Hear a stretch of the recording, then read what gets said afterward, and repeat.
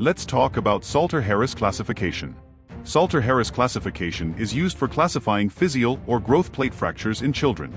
There are 5 types of growth plate fractures according to this classification. Type 1. In type 1 fracture goes straight through the growth plate only. X-ray may look normal. It has good prognosis. The epiphysis slips off the metaphysis. Type 2.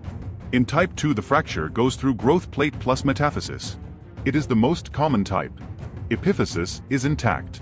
It has good prognosis too. Fracture is above the growth plate. Type 3. In type 3 the fracture goes through growth plate plus epiphysis. The fracture line enters the joint. Metaphysis is intact. It needs accurate reduction. There is risk of growth disturbance. Fracture is lower or towards joint. Type 4. In type 4 the fracture goes through metaphysis plus physis and epiphysis. It crosses entire bone end. It is intra-articular. There is high risk of growth arrest. Usually needs surgery. Fracture goes through everything. Type 5. In type 5 there is compression injury of growth plate. There is no obvious fracture line. It has worst prognosis and has high risk of growth arrest. Growth plate is crushed. Quick memory trick. Think of it like this in which each letter matches the fracture type. S for slip, A for above, L for lower, T for through, and R for rammed or crush.